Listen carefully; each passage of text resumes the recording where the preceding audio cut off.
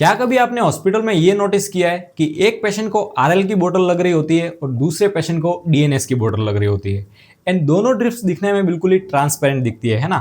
और दोनों ही हाथ की वेन में लगाई जाती है। लेकिन क्या आप जानते हैं कि इन दोनों का काम तो बिल्कुल ही अलग होता है।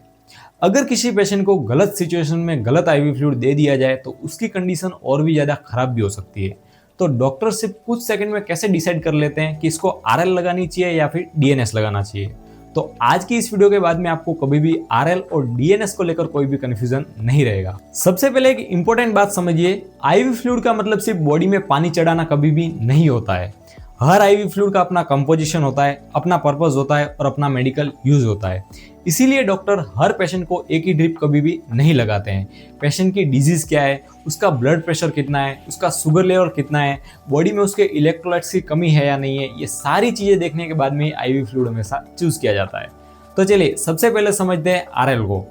आरएल का सिंपल सा फुल फॉर्म है रिंगर लैक्टेट। और हाँ, इसमें सिर्फ पानी नहीं होता है, इसके अंदर सोडियम है, पोटेशियम है, कैल्शियम है, क्लोराइड है और लैक्टेट भी होता है। और ये इलेक्ट्रोलाइट्स हमारे बॉडी फ्लूइड से काफी मिलते जुलते होते हैं, जिसकी वजह से आरएल को बॉडी फ्रेंडली फ्लूइड भी माना जाता है। एक सिंपल एग्जांपल से समझिए, अगर एक प्लांट को सिर्फ पानी दिया जाए और दूसरे प्लांट को पानी के साथ में जरूरी न्यूट्रिएंट्स भी मिलने लगे तो ऑब्वियस सी बात है कि जो दूसरा प्लांट है वो ज्यादा हेल्दी रहेगा। बिल्कुल इसी तरह आरएल सिर्फ फ्लूइड ही रिप्लेस नहीं करती बल्कि बॉडी के इंपॉर्टेंट इलेक्ट्रोलाइट्स को भी सपोर्ट करती है। इसी वजह से आरएल को अक्सर वॉमिटिंग है, डायरिया है, बर्न्स है, ट्रॉमा है और फ्लूइड लॉस जैसी सिचुएशन में भी डॉक्टर कंसीडर करते हैं जब पेशेंट की कंडीशन उसके लिए सुटेबल हो। लेकिन यहाँ पर एक इंटरेस्टिंग बात आती है, अगर आरएल इतनी अच्छी है तो फिर हर पेशेंट को आरएल क्यों नहीं लगाई जाती। चलिए अब अपन समझते हैं डीएनएस को। डीएनएस क्या है? डीएनएस का फुल फॉर्म है डेक्स्ट्रोज नॉर्मल सलाइन।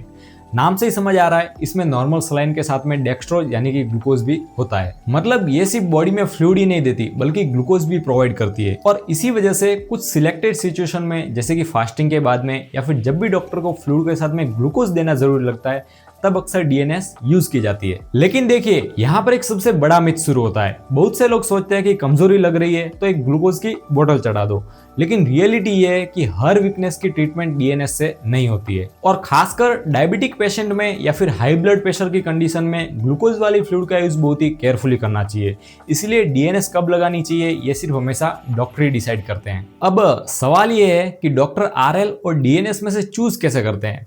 तो सिंपल लैंग्वेज में समझिए, अगर पेशेंट को मेनली फ्लूइड और इलेक्ट्रोलाइट रिप्लेस करने की जरूरत है तो कई सिचुएशन में आरएल एक सुटेबल ऑप्शन हो सकती है। लेकिन अगर पेशेंट को फ्लूइड के साथ ग्लूकोज की भी जरूरत है तो डॉक्टर डीएनएस को चूज कर सकते हैं। यानी डिफरेंस बोतल के कलर में नहीं, उसके कंपोजिशन और पेशेंट की कंडीशन में होता है। और इसीलिए हॉस्पिटल में कभी भी दो पेशेंट को देखकर कंपेयर मत कीजिए, क्योंकि हो सकता है कि सेम डिजीज होने के बाद में दोनों को अलग अलग आईवी फ्लूइड भी लग सकती है। अब देखिए सबसे सरप्राइजिंग बात यह है कि डॉक्टर सिर्फ डिजीज देखकर आईवी फ्लूइड को कभी भी डिसाइड नहीं करते हैं। वो पेशेंट का ब्लड प्रेशर है, ब्लड शुगर है, किडनी फंक्शन है, इलेक्ट्रोलाइट्स है और ओवरऑल कंडीशन को भी हमेशा इवेल्युएट करते हैं। इसीलिए डिहाइड्रेशन वाले दो पेशेंट को भी अलग अलग आईवी फ्लूइड भी मिल सकती है। और एक इंपॉर्टेंट पॉइंट याद रखिए, आरएल में कैल्शियम भी होता है, ठीक है।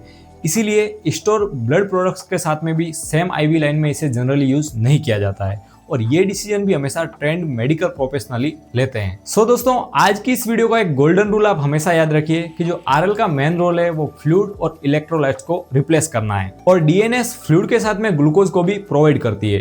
कौन सी आईवी फ्लूइड यूज होगी ये पेशेंट की डिजीज है, ब्लड रिपोर्ट से और ओवरऑल कंडीशन ही हमेशा डिसाइड करती है। और इसीलिए कभी भी खुद से या फिर किसी की एडवाइस पर अपने को आईवी ड्रिप लगाने की गलती बिल्कुल ही नहीं करनी चाहिए। और हाँ, आईवी फ्लूइड हमेशा क्वालिफाइड मेडिकल प्रोफेशनल की सुपरविजन में दी जानी चाहिए। चलिए दोस्तों आज के लिए इतना ही, मिलते हैं अगले वीडियो में एक और इंटरेस्टिंग टॉपिक के साथ में। तब तक के लिए स्वस्थ रहिए और मस्त रहिए। Thank you.